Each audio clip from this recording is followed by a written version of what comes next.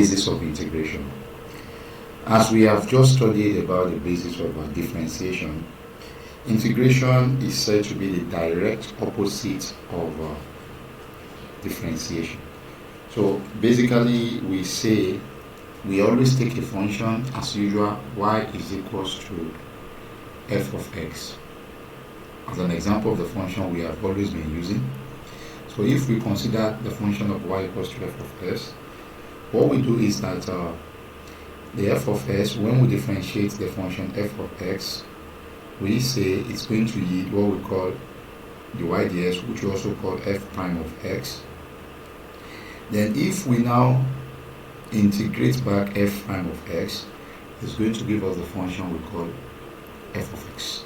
So what I'm trying to say here is that the reverse of differentiation, is called integration. So here, what you did here is you differentiated to get this. This is the y dx, that is differentiation. Then when you integrate back, we can call that, we now use a sign, we write something like this. And this sign you see here is called the integrand. So students can keep it in mind as we are just getting started with the topic of integration. So this is integrand. So when you integrate back what you have differentiated, you are definitely going to get back the initial function. So we tag the integration as the reverse of differentiation.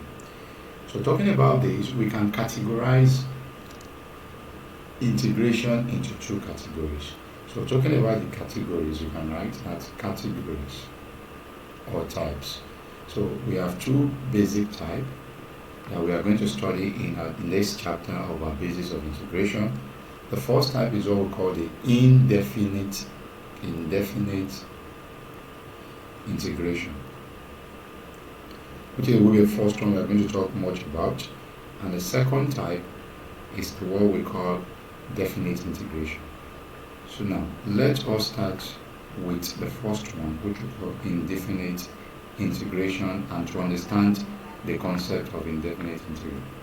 Now about indefinite integral, we need to understand that let's start with a simple function. We have y is equals to 6x plus 5. Let's take another function to understand what we call the indefinite integral very well. Let's take another one. We have a y is equals to, and say 3x squared, or let me just take the same thing here. I have a 6x, to understand it carefully, then we have a plus 2. Now, having said that, you remember when we differentiate the y with respect to s, which we call y prime, basically you call it the y ds, we have already studied, this will give us 6. Now, if we also differentiate this expression as well, the y with respect to s, we are still going to get 6. But if you carefully analyze these two functions that was given here, you are carefully going to see that they are actually not the same thing. But after differentiation, both of them are going to give us the same answer. Now, from what we have said at the beginning, that the reverse of differentiation is integration. So basically, if I should integrate these two, that is integrating both sides, as you can see, that is the sign of integrand. What I'm going to have here is just like saying, or before you integrate, to understand very well, you can cross multiply first, then you have something like the y, for understanding's sake, is equals to, you have 6 dx. So after cross multiplication, you can now try as much as possible to integrate both sides. So going by that, when you integrate the y, it must give you y back. And when you integrate 6, we said it is the opposite of what you have. So the initial something here was 6x. So when you integrate this back, it will give you back 6 with respect to the function we call what? X. So this, the x we are seeing here, is what we call the variable at which an integration is carried out. So by and large, what I'm trying to say is that If you also do the same thing here, you can cross multiply first to avoid any form of errors. You have dy is equals to the same thing, 6dx, as you can see. So now if we integrate both sides, which is the sign of the integrand, when you integrate the y, you have y. When you integrate 6, you're going to have the function you had before, that is 6x. But if you carefully watch these two, you are carefully going to see that what the 2 here and the 5 here are not there. So this is why we said whenever we go for integration, for us to have an accurate solution or a situation like this, we always introduce a constant which we call the integrand constant. So basically, whenever you are dealing with integration, which we call indefinite, there is always a constant which we always denote by c. So that is many times you see an integration that is having a constant c. Such integration is now what we call an indefinite integral. So I hope students are getting this, and that is the meaning of what we call what indefinite integral. So if you have a function of y is equals to f of x, when you differentiate the function, that is dy dx, that is the differential we discussed that, you are going to have what we call f prime of x. I hope students remember all this. So now when you now integrate it, before you integrate, remember the logic, you have to make the y subject to the formula. You are going to have f prime of x dx. I hope students are following. So when you integrate both sides, you have integrand of the y is equals to integrand of f prime of x dx. So this is just the simple process of what I've explained here. Now here we say when we integrate this, we have y equals to, I hope students are following. Now f of x here, f prime of x will give you the function back, which will now be f of x. Remember, opposite, then you have to introduce a constant c, which we call the integrand constant. So this is the genesis of or the basics of integration, and students must always keep all these basics in mind as we move forward in learning the basics.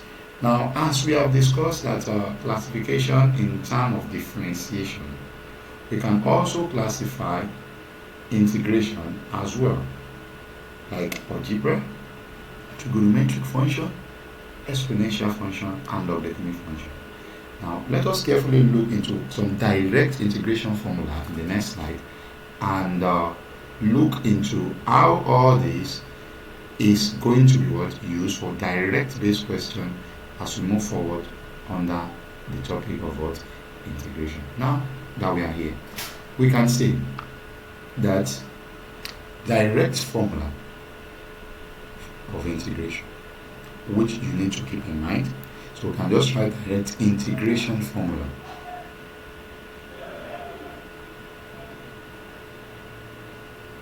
So from here, my dear student, we start with the method we use for all your algebra form. If you have an integral in form of y is equals to, or let's just take it directly to avoid too many notes, we can just say if you are to integrate the first one, to integrate, that's the sign of integration, x raised to power n dx. Like I told you, the x simply means the function at which the variable at which the integration is being carried out. Always keep that in mind. So the direct method we use is, we are going to add 1 to the power n plus 1. We divide by n plus 1, and we have the arbitrary constant. So this law is applicable for all algebraic functions provided n is not equals to 1. I am still coming to that. I don't want to rush us. You can take the second one.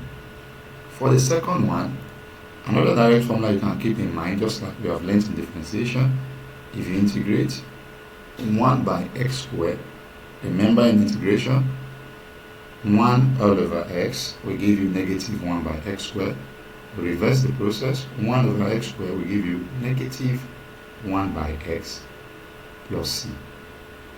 You can take the third one. About the third one, these are important formula you can keep in mind, so that when we have direct question, you can just substitute all these formula directly into them and we'll have an answer.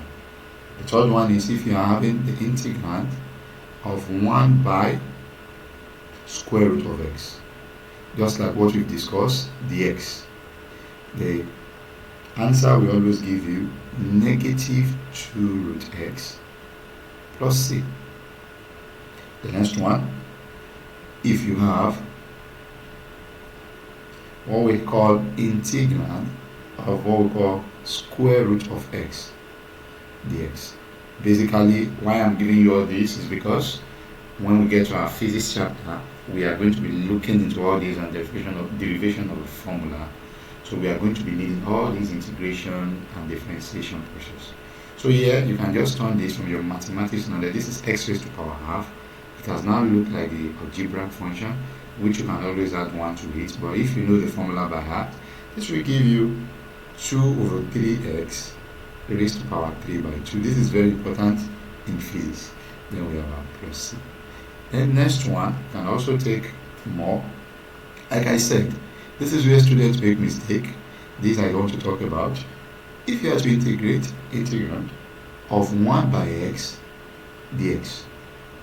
Now, many students are going to believe 1 over x is same as x raised to power minus 1, turning into an algebraic form, and they would want to use the direct formula, which is very, very wrong. So keep this in mind whenever you have 1 over x. This 1 over x is different from 1 over square root of x. So if you have 1 over x dx, the answer to that is what we call ln of x. We've talked about natural log of x. Please, you can put it in absolute form, then you have a plus c. Please always keep it in mind, this is absolute value. We'll discuss about that in algebra class. The next one, you can call number 6 direct formula. You can keep in mind as well, integrand of e to the power of x dx. It is the same thing as saying e raised to power x plus c. Either integrated or differentiated, it's not going to change. And if you want to add one more, you can just say, if you integrate, it's not that important, but for math students, if it is not e raised to power x, if it's now a to the power of x dx, the direct formula we use for the right answer is a raised to power x all over ln of a plus c. So keep this formula in mind for direct algebra function, then you are good to go in solving any form of question. As we have discussed, it is not only algebra type of function we also have what we call the trigonometric function. Let us discuss direct formulas of the 6 basic trigonometric values we have learned from differentiation and reverse it back for integration. So the trig formulas you can keep in mind for differentiation for direct answers. The first one is nothing but integration of sine x dx. As I have discussed, I may not be talking about the proof of all this.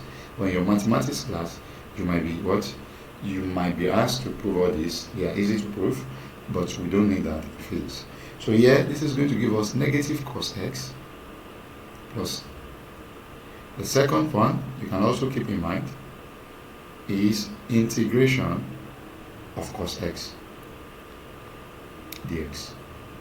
This will give us nothing but sine x plus c. You can look into the third one.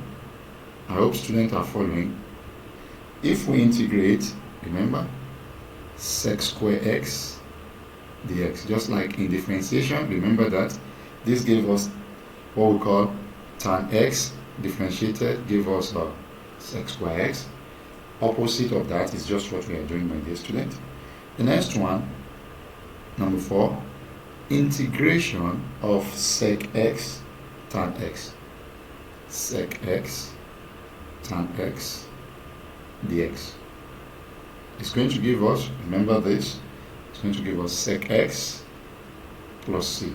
Because it was sec s that we differentiated to give us this. The fifth one we can write. For the fifth one, if we differentiate, or we integrate, cosec square x dx. The answer we are going to get is what we call the negative cot x plus c. Remember, when you differentiate cot x, you are going to have negative cosec square x. Then the next one, which I think is the last one, because we have six basis formula, as we have already discussed in our previous one on differentiation. You integrate cosec x cot x dx. The answer directly is going to give us negative cosec x plus c. So guys, these are the basic trigonometric formula and basic identity of algebraic formula you always need to keep in mind to be very, very good in integration. And to finish, before we finish this section, we'll quickly look into some examples so that we can actually move to the next slide and talk about other ways of what integrating. So looking at the example for direct formula, we can take 2 to 3 examples because of time. So we can go by examples and let's see how far we have understood this. So directly we just plug in. The first one I will talk about, we have to integrate. We have integrate. We have sec square x plus e to the power of x plus 5 over x. This is very simple because all what we needed here are already there. So we just need to plug in the values because they are direct answer. Sec square x, as you can see, will give us tan x plus e to the power of x will not change, is here. You have e to the power of x, and if you integrate 5 over x, you are going to have a whole call plus 5 ln x. As you remember here, I told you 1 over x is equals to ln of x, then you have plus c. So keep it in mind and always have it at the back of your mind. That will be the answer. Another example in this slide, we can take one more. We have a integrate. We have a sec x tan x, just trying to form something.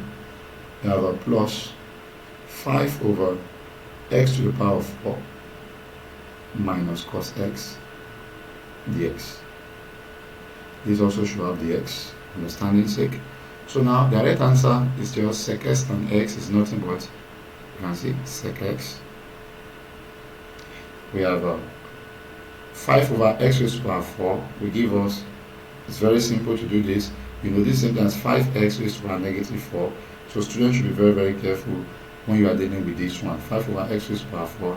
You can rewrite it in your indices form, and if you do this, this will give you nothing but minus, as you can see here. I'm just trying to make sure you understand all these things. X raised to the power n is just you add 1, you divide by the power. So this is named as 5x raised to the power minus 4. I hope students understand that. So I can rewrite this in the form of negative 5 over 3x cubed. Then I have a minus, because if we integrate cos x, it's going to give us sin x. So I have minus sin x. You see. We can take up one more. The third one. Let's take another one for understanding sake, direct formula. If you are given with a direct equation of, let's say, integrate 5x to the power of 7 plus 4 over x squared minus sin x dx. The direct answer from what we've studied will just be, remember, what you do is just add 1 to the power, 5x raised to the power 8 divided by 8. I hope students understand this. 4 over x squared. See, 1 over x squared is negative 1 by x. 4 over x squared will give us negative 4 by x, because plus times minus is 3 minus. And remember, sin x is negative cos x. Negative times negative is going to give me positive cos x plus c. So guys, let me stop here. We'll see you in the next slide when we talk or discuss more about another method we use to integrate, which we call integration and substitution. See you guys soon.